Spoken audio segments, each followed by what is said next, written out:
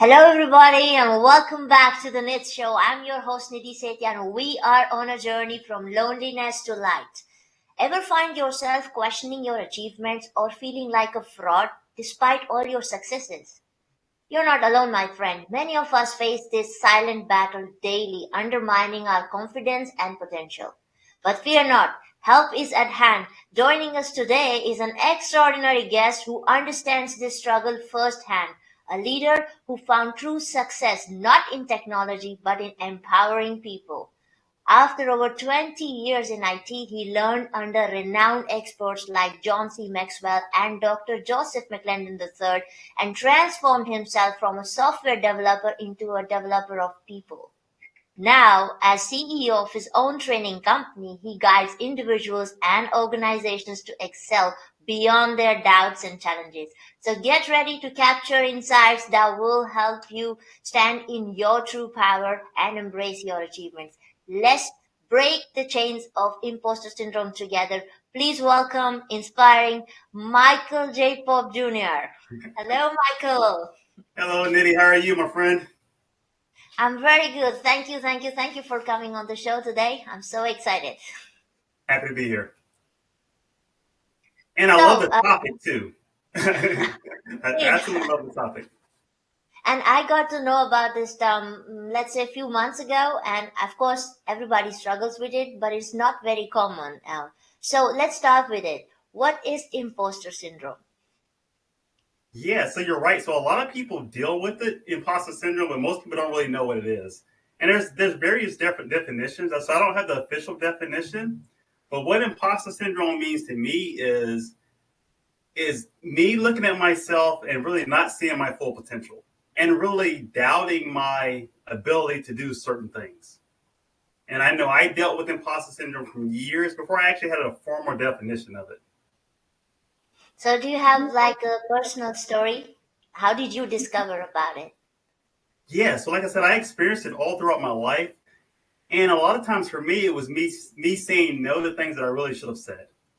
So one instance that really pops into my mind is so growing up, my hero was my grandpa Joe.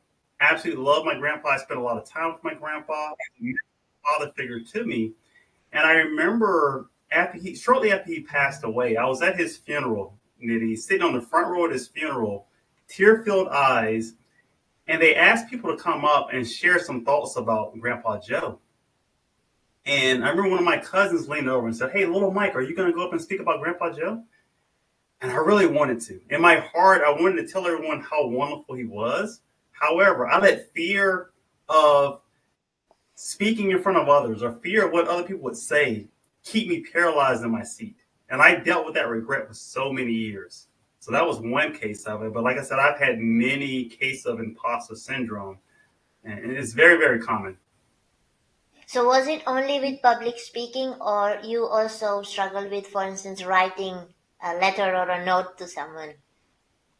Yeah, so for me, it's more speaking up, I would say. So public speaking is part of that.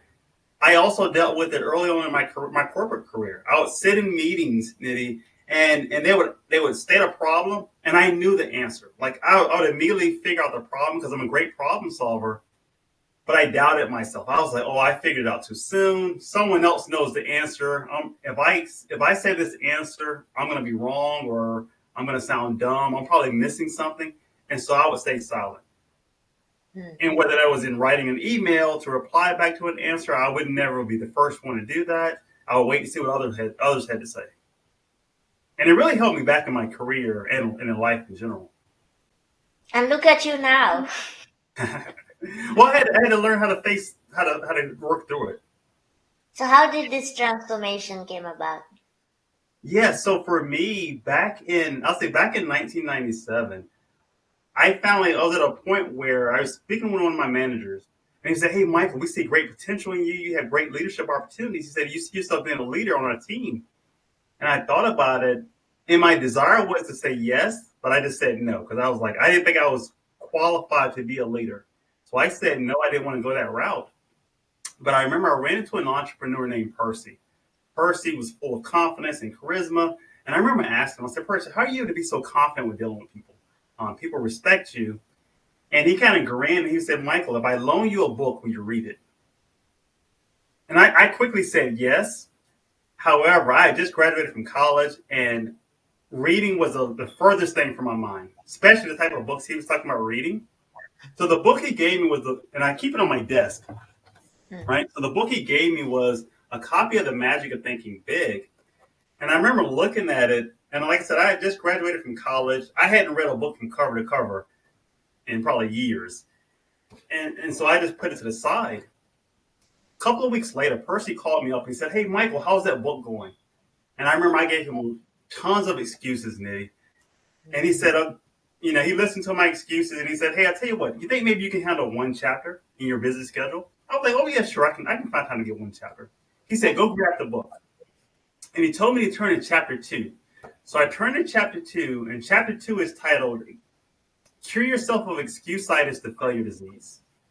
And that felt like a punch in the gut. But I remember reading that chapter about overcoming excuses. And I realized that every failure in my life was a direct result of the excuses I'd been making. And I went on to read the entire book. And I've read this book multiple times, and I have multiple copies of it laying around here. And this was my first book on personal development, which in this book, The Magic of Thinking, right, he teaches me how to think properly. And I realized the root cause of my imposter syndrome was the way I thought about myself. And so this book really set the foundation of me really fixing myself. And then, of course, over the years, I've had access to mentors like the Joseph McClendons, the John Maxwells, and all those other people who helped me think properly. But it really started with this book right here, Magic of Thinking Big. Wow. I have a copy too. I'm gonna grab and reread it now. It's been years that I read it, so It's a great book, though. now I'm curious what new information I'm gonna find out. I think you'll find a lot, right? And just for the people who haven't read it, let me just highlight some of the chapters for you, just so you can hear some of the topics. So the chapter 1 is Believe You Can Succeed and You Will. Chapter 2, I already talked about. Chapter 3, Build Confidence and Destroy Fear. Chapter 4, How to Think Big. 5, How to Think and Dream Creatively. And there's so many amazing chapters in here. And I'll tell you, it gets your mind right, which is, for me, it's all about fixing the man or woman in the mirror. Yeah. If you can fix that person, you can fix everybody and anybody you're trying to do. But it starts with you. Yeah. Now I remember when I moved to the Netherlands, I think 8 years ago, I had this copy and I was reading it. And I remember a very particular page or paragraph where he mentions that his mom, whenever she eats, she immediately goes and washes the dish so that she doesn't have to stack them and do it later, because then you find it very hard when it's already a pile. And Mm-hmm. I know since then I have been at least taking care that I don't pile of stuff here and there around. Whatever I pick up, I put it back in the place so that I don't have to worry later that, oh, it's a cluster all around. Yeah. I mean, and it's a good habit, right? Because like how you do anything is how you do everything. So that little small habit of you constantly cleaning your dishes, I'm sure it saves you time in the long run. And it keeps everything neat and tidy. Yeah, now I remember. I have read this one. So, how do you relate so when you went to, let's say, John Maxwell, Yes. were you already at a point where you had overcome this fear of public speaking, or did you learn something different there? Yeah. So by the time I joined John Maxwell team in 2019, I'd already overcome my fear of public speaking. So once I started working on personal development, started working on that man in the mirror, I joined Toastmasters in 2003 to overcome my fear of public speaking because I started being confident in myself. However, I still didn't feel confident speaking on a stage or really speaking up in a meeting. And joining Toastmasters helped me overcome that. Because I was like I said, I was very terrified of my first speech. I remember like the dry mouth, cotton mouth. I remember holding my notes and just shaking it like this, and of how nervous I was. But I'm forever thankful for that experience because it helped me be in a position where I started craving to speak from stage. So in 2019, I joined the John Maxwell team with the goal of really being able to have access to his content and the environment. I think it's so important about who you surround yourself with. And I love surrounding myself with communities of like-minded people, environments where I can grow, environments where I can add value to other people as well. So just a great win-win. So you already answered my next question. Are you a mind reader too? I was just going to ask. So for someone, let's say our viewer, if somebody is struggling with imposter syndrome, where could they start? And you already gave a hint that to find a community where you can relate to people. So Yes. what Well, else can? can I add to that though? Yeah, sure. So finding a community is important. But I go back to my mentor, Joseph McClendon III. One of the things he suggests you do is decide what you want. And so I'm big on that. So if I'm coaching someone and they're dealing with something like imposter syndrome, the first thing we're going to do is we're going to determine what they want. Because we have to get to that end goal, begin with the end in mind first and get that clarity. And then we can work on whatever obstacles are in the way. And so if that obstacle is self-doubt, if it's procrastination, is it hesitation, like whatever that obstacle is, then we can fix those obstacles. But we have to decide first, number one, what do you want? Yeah. And then I would say number two, why do you want it? Yeah, exactly. Right. Get those reasons. Yeah. And that's an important point. I know the late Jim Rome said, if you have enough reasons, right, the how doesn't matter. And that's so important. Yeah. Yeah, so true. When I'm working with my team at work, I always tell them the same thing. I'm like, they are always busy in finding house, and I'm like, first tell me what are we going to do and why. Exactly. Okay, Because it may so we save you have time. yeah, If you can't come yeah. up with a reason why, then you probably shouldn't be doing it, right? Just because you know how to do it doesn't mean you should be doing it. So stepping back a little bit, also when you were struggling with this feeling, did you also feel that you were not able to relate to people, or did you feel left out in any way?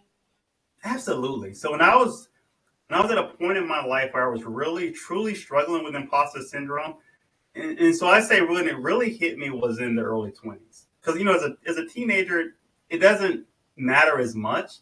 But when you get into the professional world and you start going to for me, going to like networking meetings in other places, that's where that imposter syndrome really set in. And I remember just thinking maybe I'm not good enough or I didn't come from a big enough school, like those type of imposter syndrome that I dealt with. And so it really did hold me back and kept me from speaking up in a lot of places. Yeah. And in those days, where was your support system? Like, who did you rely on? Yeah, and I didn't have a lot. So for me, my wife and I moved 9 hours from our home. So 9 hours from our true support system. But I started meeting people. But really my first major support came from my first mentor, who was Percy, when he had given me the book. And and so starting that process and then being around, I was around other coaches. Well, really he was a network marketer. So being around other network marketers, people in that personal development space, that was my community. And it was around people who told me, hey, you can do it. You can believe in yourself. All right. All things are possible. Like hearing words like that and phrases like that and teaching me how to use my words properly. Like, hey, Michael, you need to be using affirmations. Stand in the mirror, speak your affirmations.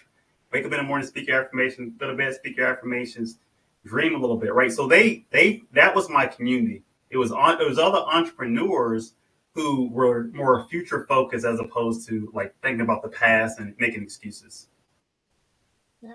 And what sometimes happens is when you have a new idea, like they suggested you to do these affirmations, you don't believe them immediately, right? You look at yourself in the mirror and you're saying something and you're like, but maybe, back of the mind, there is a chatter saying, but is it true?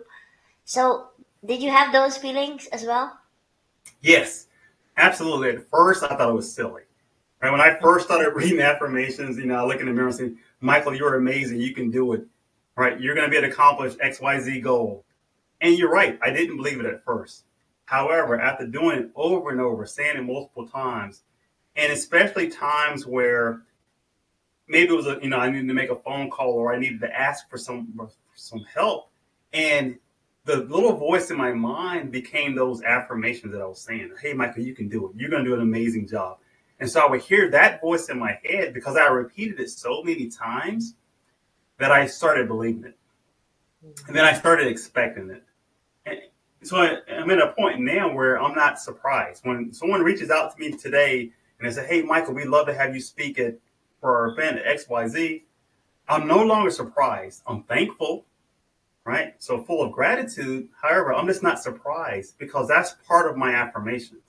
That's part of what's on my vision board. So I'm constantly keeping those type of items in front of me to ensure that my belief is at an all-time high. It's very interesting that you mentioned me vision board.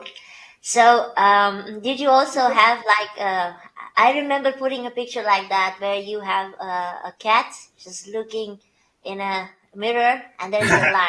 So, from my Mhm. Buddhist perspective, we also have this because when you chant, it's like the roar of a lion. So, because Mhm. it's about bringing out your full potential or your highest potential, which is unlimited, right? So I always keep that at least close to my desk to keep me reminding that, yeah, whatever I see right now, I'm more than that. Yes. I mean, I see it consciously, right?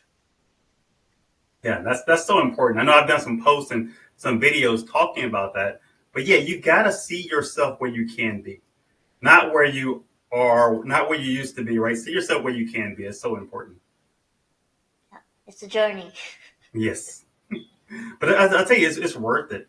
And our mentor Joseph McClain III, he was the first person that really told me to look at them when I see myself in the mirror, to tell myself that I love you, right? Because I was using affirmations for years, but I wasn't saying, "Hey, Michael, I love you. You're amazing," right? I wasn't saying those type of words, but I know when I started saying that, like, look at myself eye to eye and saying, "Michael, I love you," and doing it over and over and over, that really changed things for me too. Yeah, it's powerful. And does your partner also do these kind of things?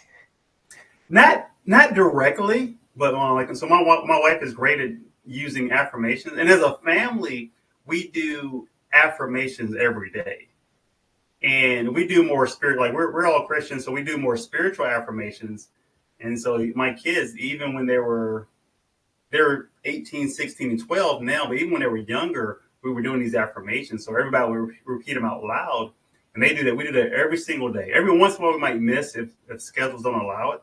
But pretty much every single day, we're doing those affirmations together as a family. And it does change you. For one, you get used to hearing your voice. So that's very important because a lot of people don't like the sound of their voice, but doing the affirmations over and over, you're going to hear your voice. But then also, you're just reprogramming your mind for success. And you have to be your Wow. biggest cheerleader. I'm a big fan of that now. Wow. That's amazing. So please try affirmations that work. There is Yeah. a proof you have right here, Michael. Yes, yes.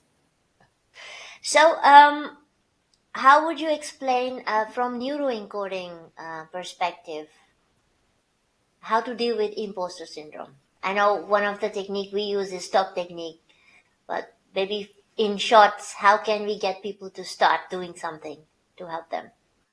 Yeah, so I'm a big fan. So since we already talked about affirmations, I'm really big on that. So, I think if we go through what Joseph talks about, if you are truly struggling with imposter syndrome, obviously, we've got the stop technique. Nidhi can share the stop technique with you. And so really, if that self-defeating doubt comes into play, you've got to stop it, right? You've got to do something, whether it's stand up and or shout or something just to snap yourself out of it. But then as soon as you snap yourself out of it, you've got to replace it, because if you stop that thought but you don't think anything else, it's going to come back, right? But as soon as you stop that thought and you start thinking, oh yeah, what am I talking about? I can do that. I know I can do that. I can accomplish that. That is a great idea. Man, I come up with great ideas. I know I can execute this, right? And then take immediate action. So that's the thing. There's a lot of people who they'll try different techniques. They might do affirmations, but then they're hesitant about actually taking action. And so I believe in it. As soon as you have done the stop technique on yourself, or you snap yourself out of it, you've got to take some type of action, even if it's small. Do something, right? Something that's towards that goal. And so that's one thing I truly appreciate about you, right? I know you had the idea of doing a podcast show. You didn't know all the details, but you were like, hey, I know I want to do it, right? I'm going to do it. You asked for help. You started taking action and doing it. Yeah. It's not going to be perfect every single time. And that's what people have to realize, is that when you're trying to break through that wall of imposter syndrome, it's not going to always be perfect activity. The results aren't going to always be perfect. They can always be improved. You have to get over that, but still take that imperfect action. Take it with a positive expectation of, hey, I'm either going to win in this situation or I'm going to learn. But you keep moving forward, and it makes a big difference. And then you have to celebrate. So Joseph Clinton talks a lot about this, about how anytime you take an action or you do something, you need to celebrate. You have to be your biggest cheerleader, right? So I'm constantly celebrating myself, like, yes, I did it. That was great. Yes. Even after I speak on a stage, whether it's a virtual stage or a physical stage, I make sure that I take time and I celebrate myself. Michael, you did amazing. Because I don't want to wait for other people's applause to build me up or tear me down, right? I've got to be the one who controls my attitude. And that's going to be about me cheering myself up. And hey, Michael, you did an amazing job. Obviously, there's always opportunities to improve, but I still celebrate and appreciate what I've done. Wow. Yeah. And it reminds me of always this quote that is running in our community: progress over perfection. Yes. And I know, with an achiever's mindset, and I wouldn't have started this podcast a year ago, and I had it on my list, but I wouldn't have, and I didn't, until this concept came so much in my head over and over, listening about it, that just start wherever you are. And like you said, I'm still figuring things out. But Yep. I have it now in my head. Every time I'm stuck at, okay, progress over perfection. So Absolutely. And you're doing a great job. thank you. With your help, yes. And when you're talking and I'm listening to your story, we have so many commonalities about the kinds of books we read, kind of community we're part of. And you're also from IT. Yes. So, and I have a question. At what moment you decided, like, this switch from being an IT to people person? Yeah, great question. So for me, trying to make that switch from just being an IT professional to more of a people person, it was when I realized that how different I am because of the world of personal development, that I wanted to be able to share and help other people. As a software developer, I love software, I love technology, and I do my best to stay up with technology, and it's great. However, at the end of the day, right, I've spent hours upon hours working on code. You develop this cool project or whatever, application, website, whatever it is. And what happens in 6 months? 6 months is different, right? Because all software goes through iterations, so that blood, sweat, and tears, it can quickly be replaced by another software.